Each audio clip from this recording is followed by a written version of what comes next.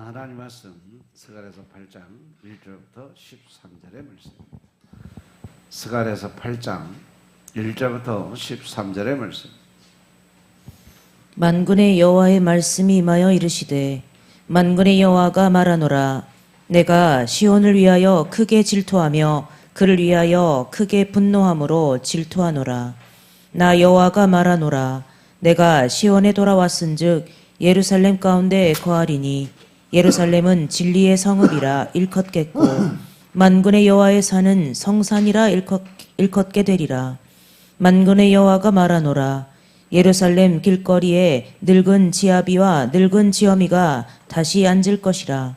다 나이 많음으로 각기 손에 지팡이를 잡을 것이요 그 성읍거리에 동남과 동녀가 가득하여 거기서 장난하리라. 만군의 여호와가 말하노라. 이 일이 그날에 남은 백성의 눈에는 기이하려니와 내 눈에 어찌 기이하겠느냐. 만군의 여호와의 말이니라. 만군의 여호와가 말하노라. 내가 내 백성을 동방에서부터 서방에서부터 구원하여 내고 인도하여다가 예루살렘 가운데 거하게 하리니 그들은 내 백성이 되고 나는 성실과 정의로 그들의 하나님이 되리라. 만군의 여호와가 말하노라. 만군의 여호와의 집 곧 전을 건축하려고 그 지대를 쌓던 날에 일어난 선지자들의 입의 말을 이때에 듣는 너희는 손을 견고히 할지어다. 그날 전에는 사람도 삭을 얻지 못하였고 짐승도 삭을 받지 못하였으며 사람이 대적을 인하여 출입에 평안치 못하였었나니 이는 내가 무사람으로 서로 치게 하였으며니와 만군의 여호와가 말하노니 이제는 내가 이 남은 백성을 대하기를 전일과 같이 아니할 것인즉 곧 평안한 추수를 얻을 것이라. 포도나무가 열매를 맺으며 땅이 산물을 내며 하늘은 이슬을 내리리니 내가 이 남은 백성으로 이 모든 것을 누리게 하리라. 유다 족속아 이스라엘 족속아 너희가 이방 가운데서 저주가 되었었으나 이제는 내가 너희를 구원하여 너희로 축복이 되게 하리니 두려워 말지니라. 손을 견고히 할지니라. 아멘. 할렐루야. 할렐루야. 우리 하나님 참 좋으신 하나님이십니다. 이 시간 하나님의 은혜와 평강이 여러분들과 여러분들 가정과 직장과 사업장 그리고 여러분들 자녀들까지 하나님의 은혜가 흐르고 넘치도록 채워지길 주의 이름으로 축원합니다. 자, 우리 따라합니다. 나는 예수님 안에서 모든 사람들을 이해하고 용서하고 사랑하겠습니다. 자, 우리 선포의 기도 드립니다. 나사렛 예수 이름으로 명하노니 내 안에 가난의 영, 채무의 영은 떠나갈지어다. 내 앞에 하나님의 축복을 가로막는 모든 악한 영들은 속히 떠나갈지어다. 내 죄로 인하여 나를 떠나갔던 모든 영권, 인권, 물권은 속히 회복되어 돌아올지어다. 아멘. 우리 안에 있는 모든 가난의 영, 채무의 영이 떠나간 줄로 믿습니다. 우리의 모든 빚은 다 탕감되어지는 줄로 믿습니다. 하나님의 축복을 가로막는 모든 악한 영들이 다 떠나가고 나를 떠나갔던 모든 영권, 인권, 물권의 권세들이 다 회복되어 돌아온 줄로 믿습니다. 할렐루야. 이 시간 하나님께 영광을 얻는 귀한 시간 되시길 주의 이름으로 축원합니다. 오늘 스가랴서 8장 1절부터 13절의 말씀을 가지고 너희로 축복이 되게 하리라 하는 제목으로 말씀을 나누겠습니다. 자, 따라합니다. 너희로 축복이 되게 하리라. 너희로 축복이 되게 하리라. 이 스가랴서 8장의 말씀 전체적인 맥락을 보면 오늘 이 본문의 말씀 보면 만군의 여호와의 말씀이 이같이 말하노라 이 말씀으로 시작을 하죠. 그죠? 이 똑같은 만군의 여호와의 말씀이 이같이 말하노라 이 말씀이 스가랴 8장에만 무려 9번이 반복이 돼요. 그만큼 하나님의 말씀이 선포되는 것을 중요하게 여기는 거죠. 9번에 반복되는 이 말씀을 통해 하나님께서는요 이제 예루살렘의 회복에 관한 말씀을 연거푸 이어갔습니다. 2절에 보시면 이렇게 말씀해요. 내가 시온을 위해서 크게 질투하며 또 그를 위해서 크게 분노함으로 질투하노라. 할렐루야. 이 말씀은 8장 전체 말씀의 선언과 같은 그런 말씀이에요. 하나님께서 시온을 위해서 질투를 하신다 그러세요. 여기서 시온은 어디냐? 바로 예루살렘이에요. 이 예루살렘을 위해서 하나님께서 그들을 사랑하는 그 마음이 불같이 타오르는 열정의 마음을 우리가 볼 수가 있어요. 물론 이 말씀에서 하나님께서 질투하셨다는 것은 일종의 신인 동형법이라 그러죠. 하나님께서 보통 인간처럼 감정의 기복을 겪는다는 의미가 아니라 단지 말씀에서 하나님께서는요, 하나님이 얼마나 시온, 즉 다시 예루살렘을 원하시고 얼마나 사랑하시는지, 하나님의 뜻을 다만 인간이 주로 쓰는 이 질투라는 방식으로 우리에게 보여주시고 계신 거죠. 실제 인간처럼 감정 기복이 심한 게 아니라 그만큼 하나님께서는요, 이 시온인 예루살렘을 그만큼 사랑하시고 또 그만큼 원하시는 그 마음이 크다는 것을 보여주는 거예요. 실제적으로 하나님께서는 우리에게 네가 나를 버리자 나는 너를 결코 버리지 않고 내가 너를 떠나가지 않겠다고 약속하신 분이 하나님이심을 믿으시기 바랍니다. 그래서 여러분들은 나의 어떤 환경적 조건, 어떤 사람들의 소리에 의해서 내가 마음이 자로나보나 흔들리고 좌지우지 바뀔지라도 결코 하나님께서는요, 우리의 중심을 바라보시고 또 하나님은 절대 우리를 싫어 결코 떠나지 않는 분이심을 믿으시기 바랍니다. 그래서 계속해서 3절을 보시면 하나님께서 원하시는 예루살렘에 관한 소개가 나오죠. 예루살렘은 과연 어떠한 성읍일까? 진리의 성읍이라고 불러요. 또한 예루살렘이 위치한 시온은 어떤 산인가? 성산, 거룩한 산이다 라고 부르고 있어요. 둘 다 어떤 표현이요? 하나님께서 그리시는 이상을 잘 보여주는 그러한 표현. 성산, 거룩한 산. 사실 현실에서 아직까지 이 이름에 부합하지는 못해요. 이스라엘 백성들이 아직 변하지 않은 상태고 자아가 살아있는 모습이 있기 때문에 여전히 부족하고 자아가 강하게 살아있는 이 모난 모습이 그대로 그려져 있어요. 하지만 하나님께서 바라보신 그 예루살렘은 어떠한 모습일까? 언젠가 반드시 진리의 성읍이 될 것이라는 거죠. 그래서 이 시온산은 반드시 거룩한 산이 될 수 있다라는 그런 하나님의 그 내심의 마음이 포함이 되어 있어요.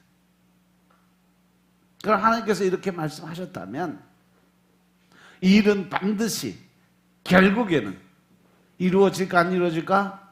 이루어질 수밖에 없다는 거예요. 지금 당장은 아니지만 모든 것은 하나님의 때에 하나님의 방법으로 하나님은 반드시 이루어지게 만들어준다는 거죠. 믿으시면 아멘 합시다. 이 말씀은 곧 우리가 아무리 잘못을 많이 하고 그로 인해서 하나님의 징계와 심판을 받아야 될 그 자리에 있다 할지라도 하나님은 오래 참고 기다리시면서 우리가 어떻게 되기를 회개하고 돌아오기를 기다리시는 하나님의 모습이죠. 내가 당장 잘못했고 죄를 지었는데도 불구하고 하나님 가만히 계시는 것은 하나님이 몰라서 그러는 게 아니라는 거죠. 다 알고 계시지만 우리에게 기회를 줘요. 에덴 동산에서 아담에게 그가 처음 첫 죄를 지었을 때도 하나님 계속 묻습니다. 아담에게 너 어디 있냐? 너 왜 숨었냐? 무엇 때문에 숨었냐? 계속적으로 스스로 자백하고 고백하면서 회개하기를 기다리는데도 불구하고 아담은 어떻게 했어요? 지속적으로 누구 때문에, 무엇 때문에 핑계대기 바빴죠. 내가 이렇게 해서 이렇게 잘못했습니다, 주님 용서하여 주옵소서, 이게 아니라 당신이 만들어준 저 여자 때문에, 뱀 때문에, 이러한 핑계를 대는 그 모습이 지금도 그대로 남아있다는 거죠. 우리들이 한번 내 스스로의 신앙생활 한번 점검해 보시기 바랍니다. 나는 어떠한 마음을 갖고 하나님을 믿고, 나는 어떠한 마음을 갖고 이 성전에 찾아와서 하나님께 예배를 드리고 있는지 한번 스스로 마음을 돌아보시기 바랍니다.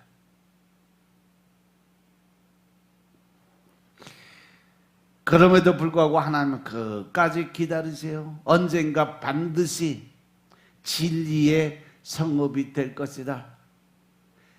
그 시온산, 이 거룩한 산이 될 것이라는 희망을 버리지 아니하시는 하나님. 그리고 이어진 4절 5절에도 마찬가지예요. 4절 5절은 총 4부류의 사람들이 나타나는데 그들을 다시 번성케 될 것이라는 말씀을 주세요. 늙은 남자들, 늙은 여자들, 남자아이들, 여자아이들, 앞세대와 뒷세대 두 세대가 서로 조화롭게 이 도시를 가득 채워지는 모습을 그려줘요. 노인들은 하나님께서 주시는 장수의 복을 누리고 자녀들은 기뻐 뛰놀고 평화를 누리죠. 이러한 복된 일들이 그날에는 반드시 이루어다. 그날은 언제요? 내가 변하는 날. 믿습니까? 하나님은 올해 우리 교회에 주신 말씀이 뭐예요?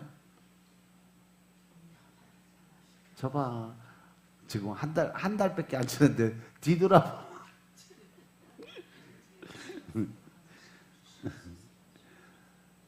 오며 가며 한 번씩 돌아보라고 저 뒤에다 저렇게 크게 붙여놨는데 매일 저것을 성전에 올 때 갈 때 한 번씩 보고, 아, 내가 변해야 되겠다. 이제 하나님의 말씀의 뜻대로, 이제 하나님의 방법대로 내가 변해야 되겠다. 매일매일 각오하고 다짐을 하고 그래도 무지라요. 그냥 성전 들어오면 누구 아는 사람 없나? 그냥 또 오늘은 무슨 이박으로 할까? 그리고 그냥 사람들 쫓아가서 다다다다 하기 이전에 먼저 하나님 만나고, 하나님 올해 저 주신 말씀을, 제게 주신 말씀을 이루게 하옵소서 기도 드려야 될 거 아니에요. 할렐루야. 그리고 이제 6절의 말씀같이 이 일들이 도무지 사람의 눈에는 일어나지 않을 것처럼 보인다 그랬어요. 즉 우리들의 생각과 우리들의 어떤 능력과 권세를 가지고는 도저히 이루어질 수 없는, 할 수 없는 그 일이처럼 보이지만 하나님의 눈에는 결국 반드시 그 일을 이루어 가신다는 거죠. 왜? 하나님께서는 이 모든 일들에 대해서 전능하신 하나님의 모습으로 나타날 거니까. 할렐루야. 전능하신 하나님, 모든 것 할 수 있는 하나님, 모든 것 하실 수 있는 그분이 일을 하시면 이 땅에 못하실 일이 없다. 전지하신 하나님, 모든 것을 알고 계시는 하나님. 할렐루야.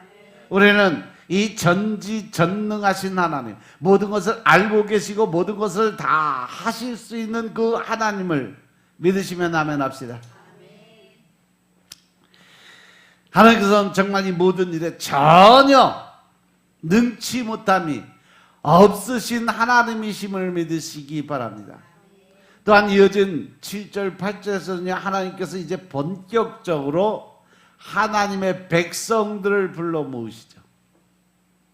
해가 뜨는 땅 동쪽에서부터 해가 지는 땅 서쪽까지 하나님께서는요, 온 백성들을 다 어디로 불러 모으세요? 예루살렘으로 불러 모으신다고 해요. 그런데 이제 9절로 넘어가면서 다시금 하나님께서 예루살렘의 회복에 관한 말씀을 계속 이어갑니다. 9절에서 보니까 하나님께서는요, 선지자들을 먼저 세워주시고 이제 무너진 성전을 다시 건축하라는 말씀을 전하죠. 그리고 이 말씀을 듣고 다시금 손을 견고케 하는 사람들이 있을 텐데, 하나님께서는 이렇게 손을 견고하게 하고 하나님의 말씀에 귀 기울이는 자들에게 12절 이하와 같은 복을 주실 것을 약속을 하세요.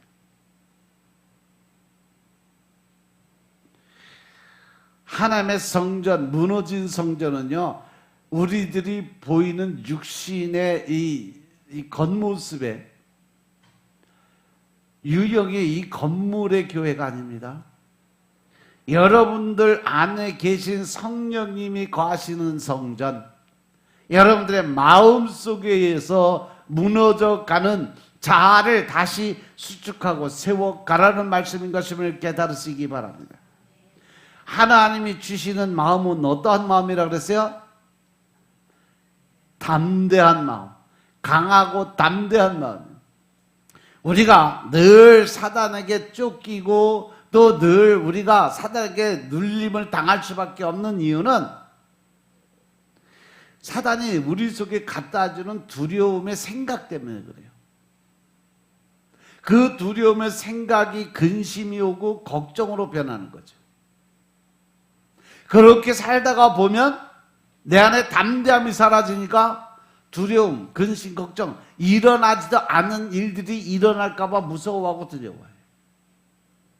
더 나아가서 전지전능하신 하나님을 믿는 믿음이 적으니까 마귀 사단에게 의존하는 마음이 커져버려요. 우리 이 사람들의 마음속에는 세 가지 양심이 있어요. 하나는 중심에는 나, 자아의 존재 양심. 두 번째는 하나님을 사모하는, 그래서 하나님을 바라보고 기대는 마음을 갖는 그러한 마음.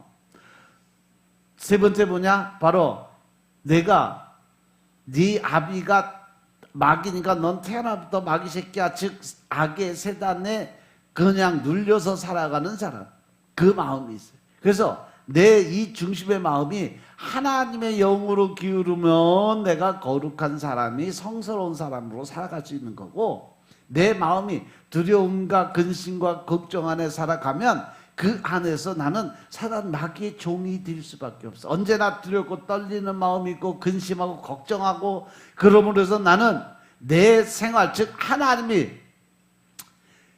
이 땅에 우리를 보내신 가장 큰 이유는 뭐라고 그랬어요?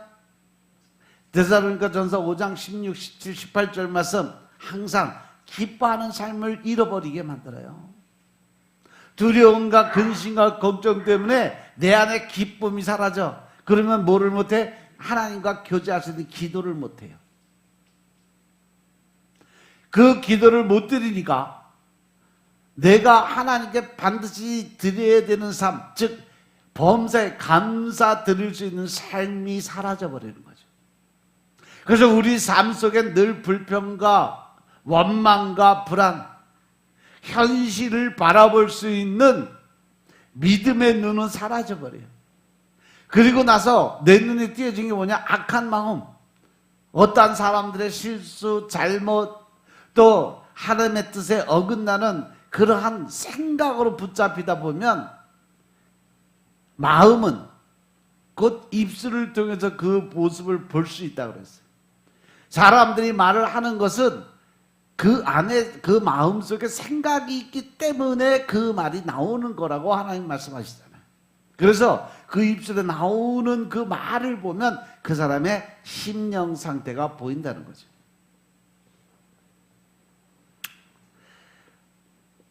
이 12절 이하의 복을 주는 모습 보면 이때 손을 견고히 한다는 것은 바꿔서 말하면 손을 강하게 한다는 의미예요. 즉 다시 말해서 그 마음속에 뭐가 있어야 된다?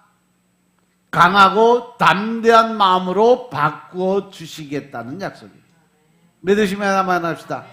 성전을 재건하고, 즉 내가 변화되는, 주님 나를 변화시켜 주옵소서.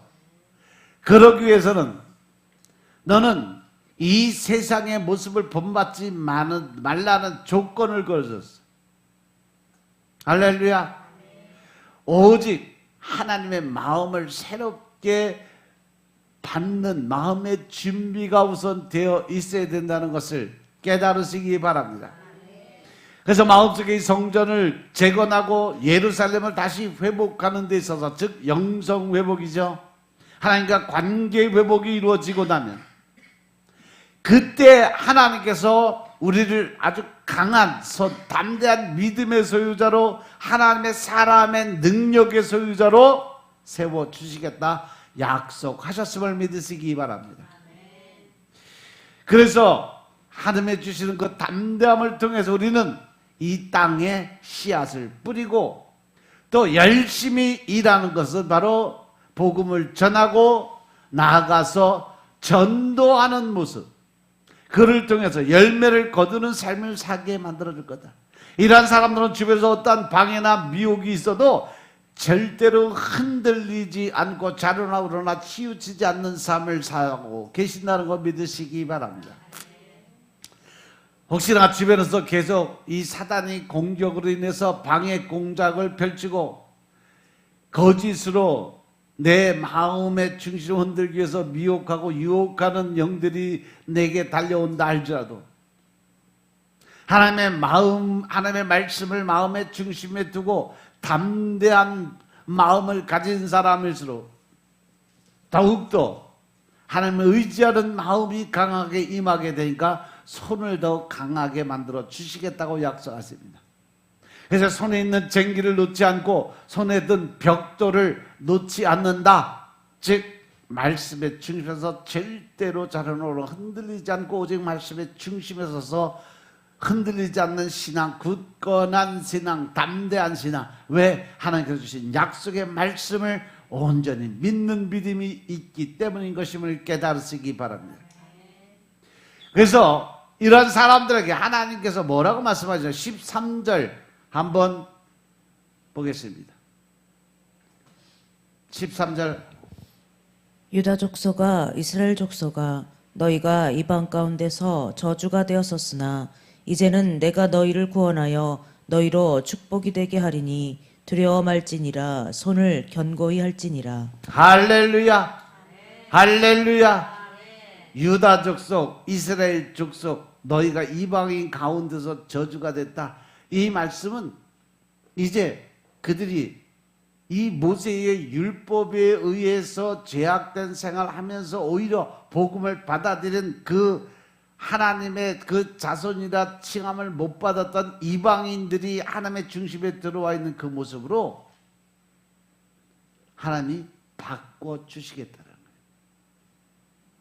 다시 한 번 더 하나님께서 너희 손을 견고케 할지니라. 할렐루야. 이렇게 말씀하시면서 손에 쟁기를 들고 손에 벽돌을 든 주의 백성들을 위로하시는 거죠. 이사야서 41장 10절의 말씀처럼 너는 결코 두려워하지 말고 떨지 말아라. 왜? 내가 너와 항상 함께 해줄 것이다. 내가 의로운 오른손으로 너를 붙들어 줄 것이니라. 할렐루야. 하나님께서 주신 약속의 말씀을 믿음으로 듣고 그것에 반응하는 사람들은 곧 우리 손을 견고케 하시는 하나님의 복을 풍성하게 누릴 수 있는 조건을 제시해주고 계심을 깨달으시기 바랍니다.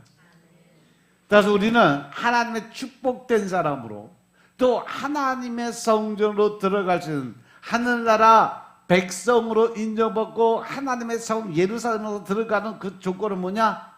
내가 변화해야 된다는 거예요. 내가 먼저 변해야 된다는 거예요.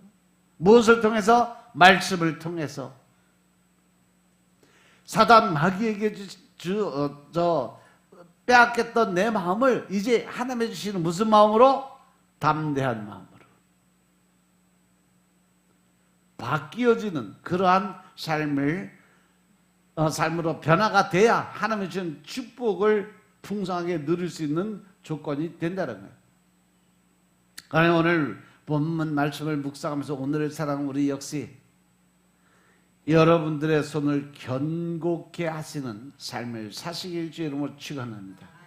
우리 손에 들려진 믿음의 도구를 절대 사단 마귀에게 빼앗기지 말고 두려움과 근심과 걱정의 마음으로 빼앗기지 말고 주님이 주신 담대한 믿음의 마음으로 오직 예수 오직 한 길의 믿음으로 변화된 삶을 살아가시는 여러분들의 삶이 되시길 주님으로 축원합니다.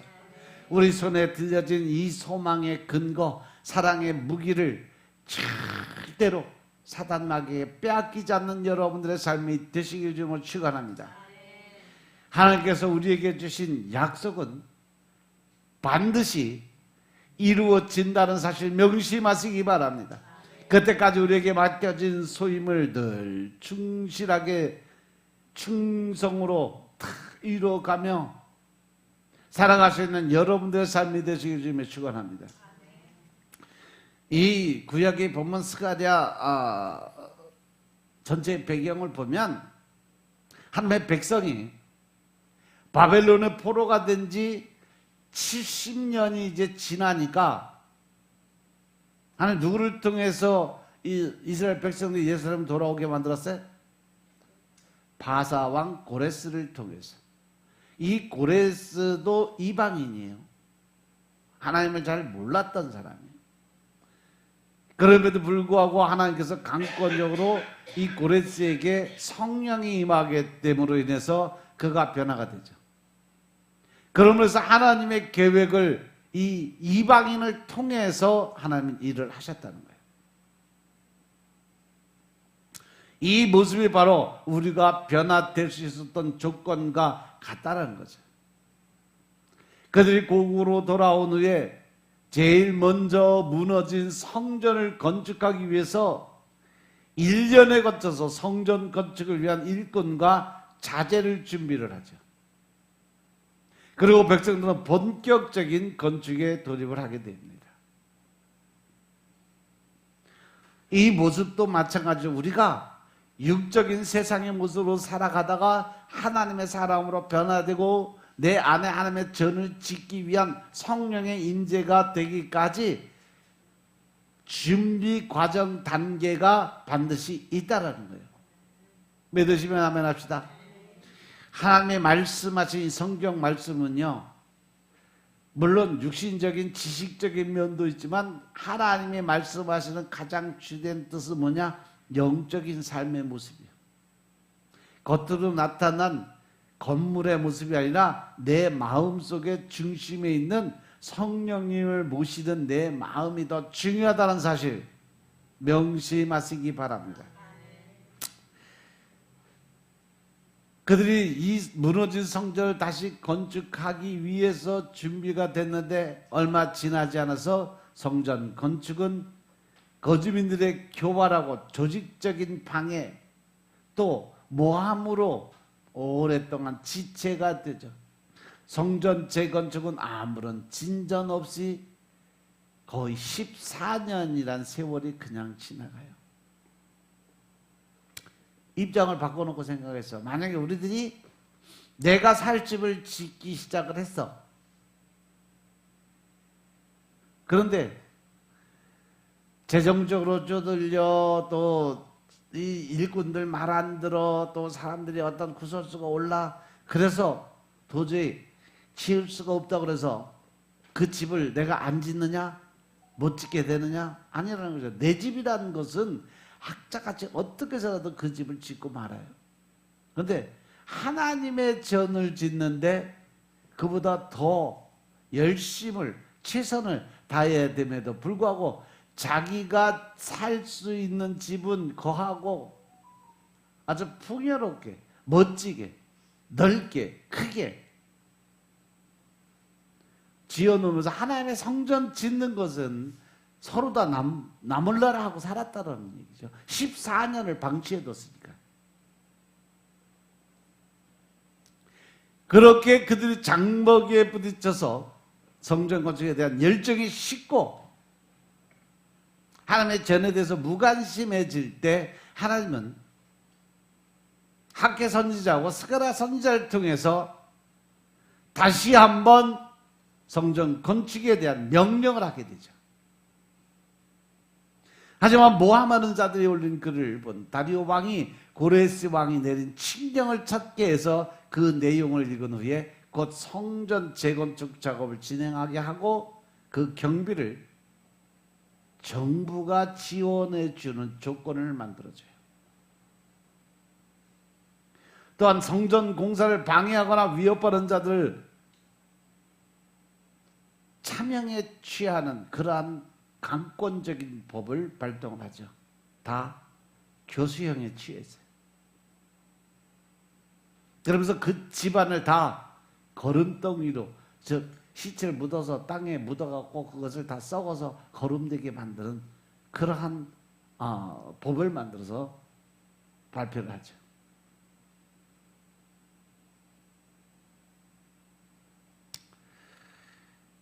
그러고 나니까 성전 공사가 더 이상 장애를 받지 않고 거침없이 일사천리로 진행되는 모습을 볼 수가 있어요. 결국 이스라엘 백성들이 70년 만에 다시 돌아와서 성전 재건축하는데 7년의 세월을 거쳐요. 6년이죠. 그래서 또한 20년이라는 세월이 흐른 후에 성전을 건축했어. 그리고 이제 이 본문 스가랴 8장의 말씀은 이렇게 예루살렘에 대한 회복에 대한 그러한 약속의 말씀을 전해주는 거예요. 너희들이 이렇게 했으니까 이러한 복을 받겠다.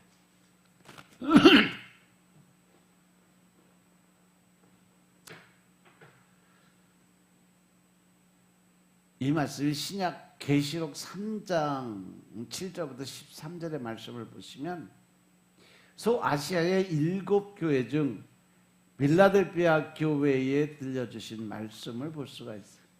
그 중에 칭찬을 얻고 책망만 받는 교회가 있었고 칭찬과 함께 책망을 받은 교회들이 있었고 또 칭찬만 받은 교회가 있었는데 빌라델피아 교회는 하나님께 책망을 받지 않고 칭찬만 받았던 교회가 빌라델피아 교회, 서머나 교회예요. 주님은 그들의 믿음과 행위를 칭찬하시면서 적은 능력으로 주님의 말씀을 끝까지 지킨 것에 대해서 칭찬해 주셨죠.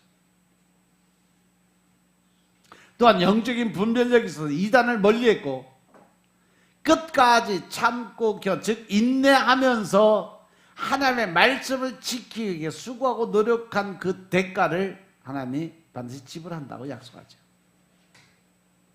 그들이 끝까지 그렇게 주님의 말씀 안에 살게 돼서 이기는 자들이 될 때 그들이 받게 되는 상급에 대한 약속의 말씀을 기록하고 있는 거예요. 그래서 오늘 이 두 말씀을 충성해서 너희도 축복이 되게 하리라는 제목으로 말씀을 전하게 된 거예요. 먼저 우리가 하나님께서 축복이 되기 위해서는요, 뭐부터 해야 될까?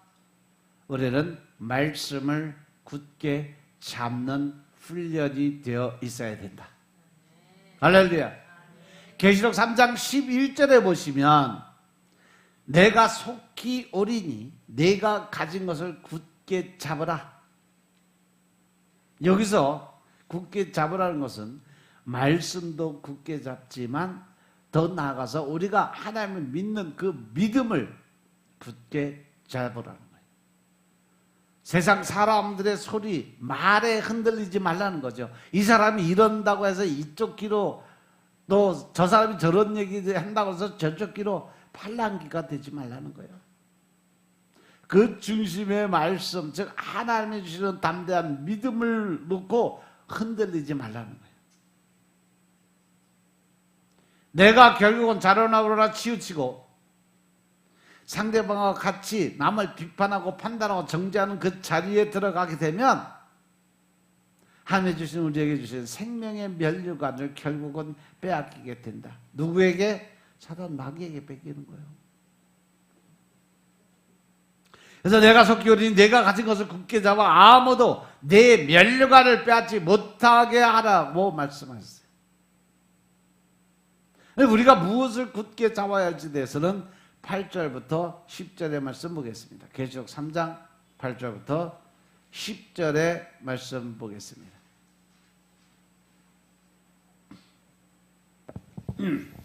또 다른 천사가 와서 제단 곁에 서서 금양로를 가지고 많은 양을 받았으니 이는 모든 계시록 3장이요? 8장이라고 하셨는데 3장. 볼지어다 내가 내 앞에 열린 문을 두었으되 능히 닫을 사람이 없으리라. 내가 내 행위를 아노니 내가 적은 능력을 가지고도 내 말을 지키며 내 이름을 배반치 아니하였도다. 보라, 사단의 회 곧 자칭 유대인이라 하나 그렇지 않고 거짓말하는 자들 중에서 며칠 내게 주어 저희로 와서 내 발 앞에 절하게 하고 내가 너를 사랑하는 줄을 알게 하리라. 내가 나의 인내의 말씀을 지켰은즉 내가 또한 너를 지키어 시험의 때를 면하게 하리니 이는 장차 온 세상에 임하여 땅에 거하는 자들을 시험할 때라. 아멘. 거기까지 갑시다. 내가 속히 오리니 내가 가진 것을 굳게 잡아 아무도 내 면류관을 빼앗지 못하게 하라. 빌라델피아 교회는요, 교회 규모나 수적으로 작은 교회였어요. 작은 능력을 가지고도 하나님의 말씀을 지키기 위해 노력한 교회. 끝까지 예수님의 이름을 배반하지 않았던 교회. 그래서 그들은 오직 예수 오직 한 길의 길을 걸었기 때문에 예수님께 칭찬을 받았던 교회예요. 빌라델피아 교회도 다른 소아시아 교회처럼 많은 핍박과 고난의 상황에 놓여 있었어요. 로마 제국의 권세와 거짓된 이단들이 득세해서 교회를 핍박하는 그런 상황에서 특히 우리는 9절에서 말하는 사단의 회, 자칭 유대인이라고 얘기하지만 그렇지 않고 거짓말하는 자들, 즉 거짓 이단들이 침투해서 교회를 어지럽히는 그런 환경이죠. 근데 이 짓거리를 지금도 하고 있어요. 누구를 통해서? 어디를 통해서? 진짜 이단이에요. 이만희를 통해서 또 그 일을 지금도 지속적으로 하고 있다는 사실 명심하시기 바랍니다. 이 사단의 회인 거짓말하는 유대인의 회는요, 교리적으로 신앙적으로 교회를 미혹하고 유혹해서 하나님의 진리의 말씀에서 떠나게 하려는 그러한 모습이에요. 왜? 그들에게 늘 혼란과 유혹의 영이 활동을 하고 있어요. 그러한 상황에서 빌라델피아 교회는요, 믿음의 심지를 굳게 해서 절대로 흔들리지 않았어요.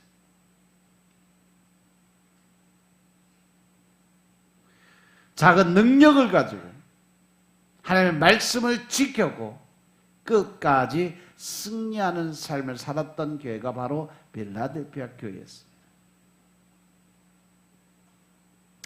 주님의 이름을 배반하지 않았고 복음의 진리에 굳게 서 있던 사람들.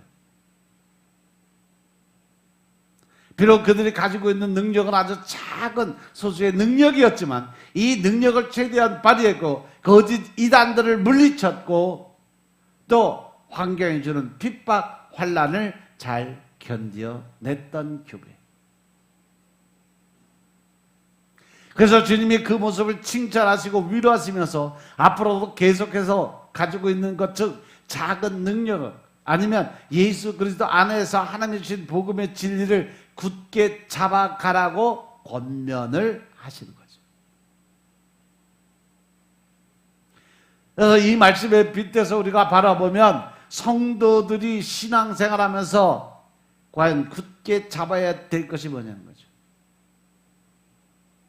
이 땅에서 살아가는 세상의 성공, 번영, 영광, 물질, 이러한 것들은 전혀 하나님 나라와 상관이 없다는 거죠. 오직 복음의 그 진리의 말씀 안에서 세상 풍조가 아무리 변해도 핍박과 박해가 심하게 온다 할지라도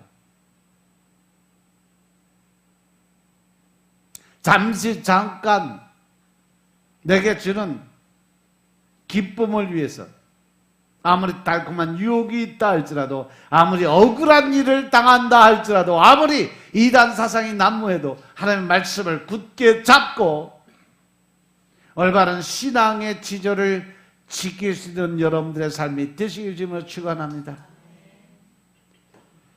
결국 사도 바울을 통해서 하나님이 우리에게 주신 말씀 끝까지 참고 인내하며 우리의 달려갈 길을 다 마칠 때까지 끝까지 믿음을 지키며 나아가는 사람들에게 뭘 주신다?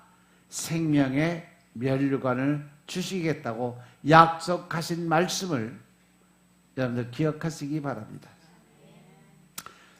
중국에서 선교하던 허슨 테일러 목사님이 중국 옷을 입고 다니면서 중국 사람처럼 먹고 중국 사람과 같이 똑같이 생활을 시작을 했어요. 근데 어느 날 그가 자기 배를 타고 강을 건너가기 위해서 배에 오르고 있었는데 그때 뒤에서 갑자기 배가 불뚝 튀어나오고 심술궂게 생긴 부자 중국 사람이 테일러 선교사의 뒷덜미를 잡아채면서 배에서 내리게 만들었어요.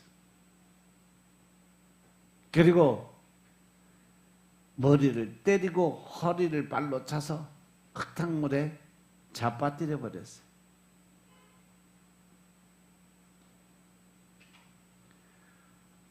그래서 그 사람이 소리를 지릅니다. 건방지게 누구 앞에서 먼저 배를 타라는 거냐 하면서 쳐다보니까 외국인이었어요. 그때 테일러 선교사가 간신히 일어나서 흑서리가 된 채로 아무 말 없이 배에 올라탔습니다. 이것에 당황한 중국인이 먼저 사과를 하죠.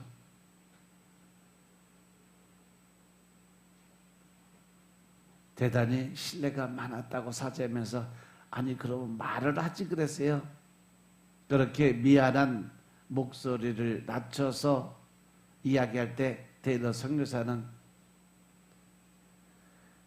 언제 제가 말할 틈이 있었나요? 하지만 괜찮습니다. 나는 예수님을 믿는 사람입니다. 당신도 예수 믿으세요. 그리고 이 배는 저희의 배입니다. 그래서 오히려 그 사람에게 어디까지 가시는지 말씀하시면 목적지까지 태워주겠다고 선용을 베풉니다. 이 말을 들은 중교인이 너무도 미안하고 죄송스러운 마음으로 쩔쩔매면서 나도 당신 믿는 그 예수를 나도 믿고 싶다고 이야기를 합니다. 그래서 나도 당신처럼 예수 믿고 훌륭한 사람이 되겠다라고 약속을 하고 예수 믿었다고 이야기를 합니다. 허슨 테일러 선교사님이 7년 만에 처음으로 온전한 전도를 하게 되었다고 고백했던 사건. 허슨 테일러 선교사님도요 그렇게 유명하지만 초창기 중국에 가서 거의 한 6년 동안을 엄청나게 고생을 많이 했어요. 그 고생한 부분들은 다 편집해서 없어지고 그분이 전도를 시작해서 성과를 냈던 그 부분만 따지고 있으니까 그렇죠? 어느 곳이나 우리가 선교를 가게 되면 그곳에 가서 처음에 엄청나게 고생들을 해요. 제일 먼저 기후, 식품, 또 이 온도차가 안 맞죠. 그러다 보니까 향토병, 풍수병, 뭐 병이란 병은 다 한 번씩 거쳐간다고 선교사님들 얘기 들어보면 저도 필리핀에 거의 한 2달 넘게 있으면서 그 성전 지을 때 보니까 사람들이요 한 달 좀 넘어가니까 슬슬 향수병이 도지더라고. 고국을 그리워하고 먹고 싶은 음식들을 자꾸 찾게 되고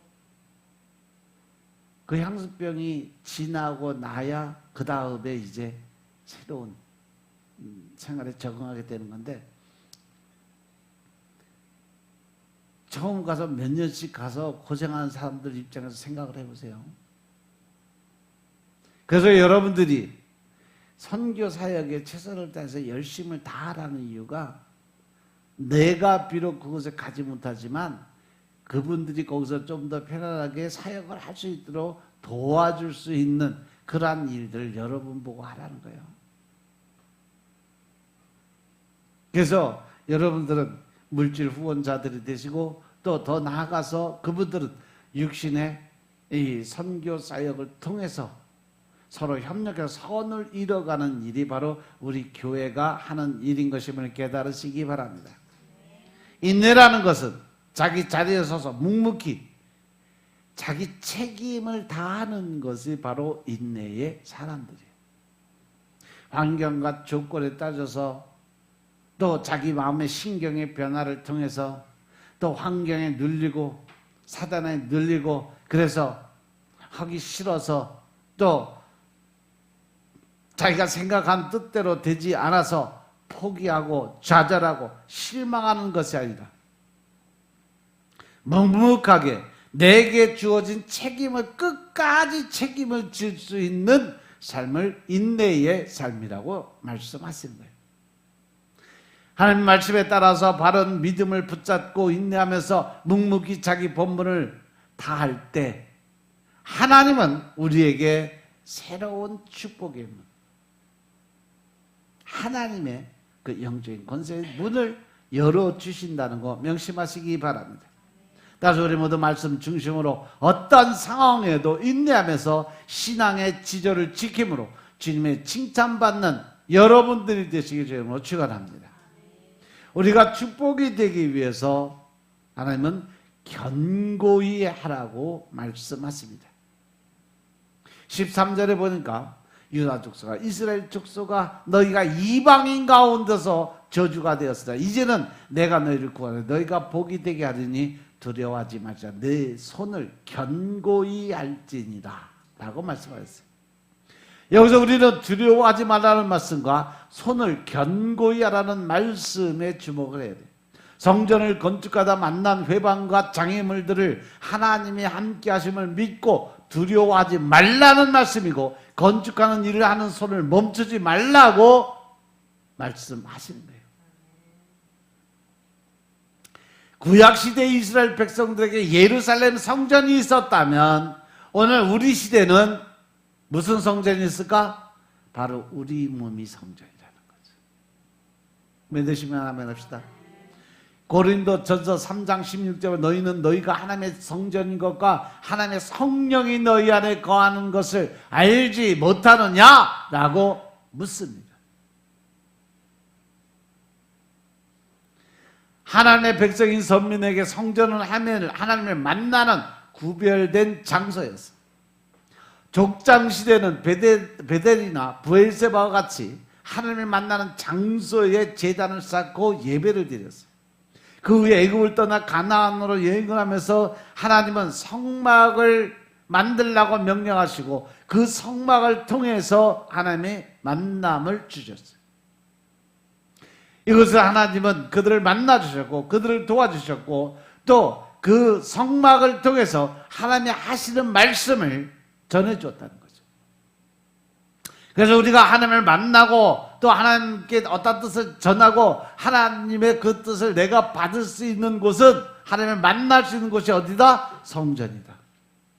그래서 여러분들 가능하면 성전에 나와서 기도 드리라고 하는 이유가 거기 있어요. 하나님은 이 성전에서 내가 너희를 만나겠고 나의 말을 전하겠고 또 나의 그 말이 들을 수 있는 것이 바로 성전이라고 분명히 말씀에 기록해 놓았기 때문인 것임을 깨달으시기 바랍니다. 그리고 나서 가나안 정착을 한 후에 다윗 왕은 성전 건축을 꿈꿨고 이러한 꿈은 아들 솔로몬 시대에 이루어지게 됐어요. 이렇게 그들에게 제단, 성막, 성전으로 이어지는 구별된 거룩한 장소가 있어서 거기는 그들은 하나님을 만나고 거기서 제사를 통해 죄의 용서함을 받고 거기서 기도의 응답을 받고 하나님의 은혜와 축복을 받았던 곳이 바로 성전이었음을 깨달으시기 바랍니다.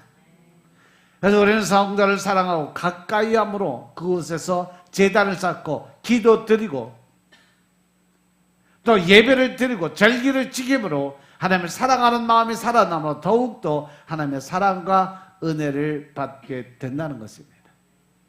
오늘 우리는 우리 안에 있는 내 몸의 성전을 잘 수축해야 된다는 사실 명심하시기 바랍니다. 내 몸의 성전을 잘 세우는데 장애물이 참 많이 있어요. 마귀 사단이 회방을 하죠. 세상을 사랑하는 마음이 큰 장애물이 됩니다.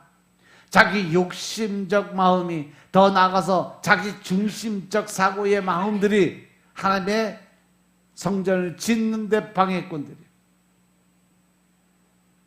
제일 큰 장애물이 뭐냐? 바로 탐욕이요, 욕심. 교만한 마음이 장애물이 돼요. 때에 따라서는 마귀 사단이 우리가 환난과 핍박 속에 밀어넣으면서 달콤한 유혹으로 우리를 혼란시킬 때가 있어요. 사단이, 마귀가 우리를 유혹하고 하나님에서 떠나게 만드는 가장 큰 중심적인 게 뭐냐? 재물이에요. 물질. 이것 때문에 우리는 늘 시험에 들고 하나님을 떠나는 사람들을 많이 봤어요. 하지만 모든 것은 내 것이 아니고 하나님의 것이라는 것을 우리가 깨닫고 나면요, 이 땅에 있는 거 아무것도 없어요. 그냥 하나님이 하라면 하고 말라면 말고. 물질 내가 손에 쥐고 있으면 왜 내 것도 아닌데? 그냥 하나님 어디 쓰라 그러면 쓰라, 그냥 그 자리에 순종하고 아멘 하면 그거는 끝. 더 이상 내가 관심을 갖고 신경 쓸 필요가 없는 거예요. 나 또한 마찬가지. 내가 하나님께 드렸으면 그 돈이 어떻게 어디서 어떻게 쓰이든지 전혀 내가 상관할까 봐. 내가 하나님께 드렸으면 그거 누구 거예요? 내 거예요? 하나님 거예요? 하나님 거예요. 하나님이 어떻게 쓰시든지 하나님이 어떻게 사용하시든지 그거는 상관하는 게 아니에요. 사단 마귀는요, 바로 그러한 부분들을 치고 들어와요. 옛날에 제가 경험했던 바로는 자기가 헌금을 얼마를 드렸는데 목사가 어떻게 썼니 저렇게 썼니 그냥 그러면서 온 교회를 후집고 뒤집어 나가고 교인들 40명을 떠나게 만든 사건이 있었어요.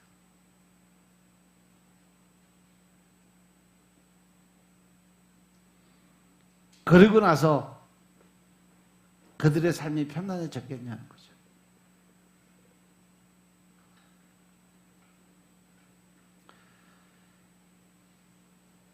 우리가 이 사단의 회의에 걸리고 나면 우리 신앙도 무너지게 돼 있어요. 믿음의 반석이 무너져버려 모래알이 돼요. 신앙이 무너지면 함의 은총이 떠나게 되고 믿음의 실패자가 되고 결국 인생의 실패자가 될 수밖에 없다는 거죠. 그래서 사단과 함께 심판과 파멸의 구렁텅이로 떨어질 수밖에 없다는 사실들을 명심하시기 바랍니다. 그래서 너희는 손을 견고하게 해서 모든 장애물을 이기고 몸의 성전을 잘 세워야 하는데, 그러기 위해서는 몇 가지 요소가 다시 살아나야 돼요. 제일 첫 번째, 하나님과 교제할 수 있는 영적인 기도가 살아나야 된다는 사실을 명심하시기 바랍니다. 과거 한국 교회가 부흥할 때 기도에 열정이 있었어요. 교회마다 새벽기도, 금요 철야, 수요 예배. 옛날에는요, 제가 어렸을 때까지만 더 부흥회 하면요, 일주일씩 했어요. 주일 저녁부터 시작해서 토요일 저녁까지. 매일, 그것도 2시간, 3시간씩.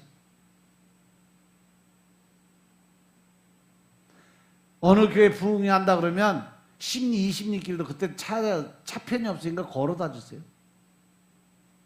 몇 시간씩 걸어서 집회 참석하고, 또 그때 당시 부흥사들은요 거의 3, 4시간은 기본이었어요. 그리고 집에 오면은 새벽이요. 그래도 새벽 기도 가요. 그러한 신앙들을 지켰던 분들이, 그분들의 신앙의 연륜이, 그 응답이 지금 여러분들이 이 자리에 앉을 수 있었다는 거 명심하시기 바랍니다. 아멘. 그런데 이러한 이야기들이 다 지나간 옛 이야기처럼 됐어요. 이 땅에 기도의 재단이 무너져 내리기 시작을 합니다. 교회마다 들리던 통성 기도 소리가 사라지기 시작을 했어요. 오히려 사단의 힘이 더 커지니까 교회에서 통성 기도하고 또 찬양 예배를 드리면요, 신고 들어가요. 다행히 우리 교회는 아직까지 큰 사고 없이, 신고하는 사람도 없이, 한두 번 있었지만 와서 경찰들이 보고 괜찮다고 그러고 가서 그 다음부터도 안 와. 한 2번 왔었나?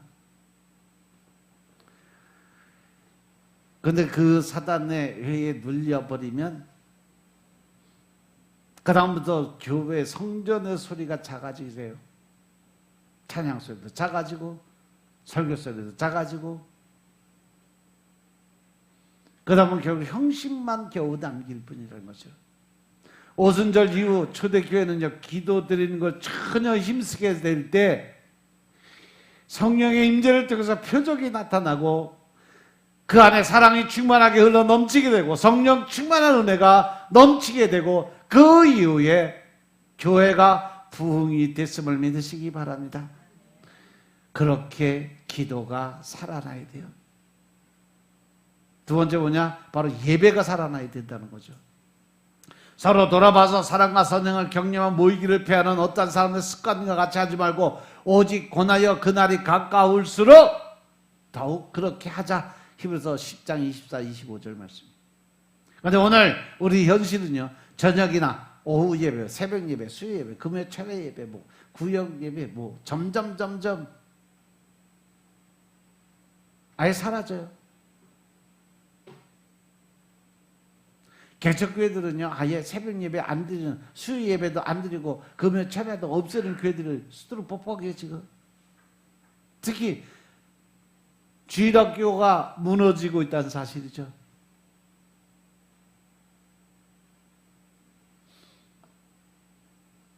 한 40년, 50년 전만 해도 어느 교회든지 어른들보다 어린이들이 더 많았어요. 그래서 이 복음의 미래가 아주 밝았던 나라가 이 나라였어요. 근데 지금 어때요? 애들이 없어요. 중고청 점점 사람들이 사라져요. 청장년이 10분의 1밖에 안 돼. 집회가 무너지고 있어요. 여의도 광장에 한때 빌리그레암 목사 엑스폴로 74년도에 저도 그때 거기 갔었는데 그때 모인 사람만 100만 명이 넘었어요. 부활절 새벽기도 아침적으로 이 아침에 새벽기도 나온 30만 명, 40만 명이에요. 근데 지금 어때요? 3만 명, 4만 명 모이기도 힘들어요. 부활절 새벽 연한 집회가 사람들이 모이지 않아서 사라졌어요. 부흥 집회도 사람들이 모이질 않아 자기 교회끼리 잔치요. 심각한 얘기입니다. 예배가 살아나야 소망이 있다는 사실 명심하시기 바랍니다. 신앙의 열심과 감격이 살아나야 언행의 일치의 신앙이 되어야 된다는 거죠. 갈수록 우리 신앙의 열정은 식어가고 의무적으로 드리는 형식적인 예배가 남아있기 때문에 하나님이 통탄을 하시는 거예요. 하나님께서 독생자를 주시면서까지 우리를 사랑하고 천국까지 약속해 주셨는데 미지근한 신앙의 모습으로 산다면 한 발은 세상에 한 발은 교회 성전에 뒤받고 때에 따라서는 이 박쥐처럼 환경에 따라서 변하는 신앙의 모습을 보인다면 과연 하나님이 어떻게 우리를 바라보실까? 결국 계시록 3장 15절부터 20절 말씀 보겠습니다. 내가 내 행위를 아노니 내가 차지도 아니하고 더없지도 아니하도다. 내가 차든지 더없든지 하기를 원하노라. 내가 이같이 미지근하여 더없지도 아니하고 차지도 아니하니 내 입에서 너를 토하여 내치리라. 내가 말하기를 나는 부자라. 부여하여 부족한 것이 없다 하나 내 곤고한 것과 가련한 것과 가난한 것과 눈먼 것과 벌거벗은 것을 알지 못하도다. 내가 너를 권하노니 내게서 불로 연단한 금을 사서 부요하게 하고 흰옷을 사서 입어 벌거벗은 수치를 보이지 않게 하고 안약을 사서 눈에 발라보게 하라. 무릇 내가 사랑하는 자를 책망하여 징계하노니 그러므로 내가 열심을 내라 회개하라. 볼지어다 내가 문 밖에 서서 두드리노니 누구든지 내 음성을 듣고 문을 열면 내가 그에게로 들어가 그로 더불어 먹고 그는 나로 더불어 먹으리라. 아멘. 할렐루야. 할렐루야. 우리가 흔들리는 신앙, 세상과 하나님을 겸해서 섬기는 신앙을 가지면 결국 우리는 지옥에 갈 수밖에 없다. 계시록 3장 말씀은 이따 오후 시간에 하겠습니다. 기도드리겠습니다. 아버지 하나님 감사드립니다. 오늘도 아버지 하나님 은혜 가운데 우리가 주님의 말씀을 통해서 너희로 축복이 되게 하리라는 하나님의 말씀을 깨닫고 알게 하시니 감사합니다. 이제 하나님의 축복권 안에 주님의 말씀의 능력 안에 우리가 들어가기 위해서 변화되는 삶을 살게 하시고 주님의 약속하시대로 주님 제가 나를 변화시켜 주옵소서. 이 말씀의 뜻을 깨닫고 온 성도들이 변화되는 하나님의 중심의 삶으로 살아갈 수 있는 믿음의 군사들에게 축복하옵소서. 모든 말씀을 주 예수 그리스도로 감사드리며 기도드렸사옵나이다. 아멘.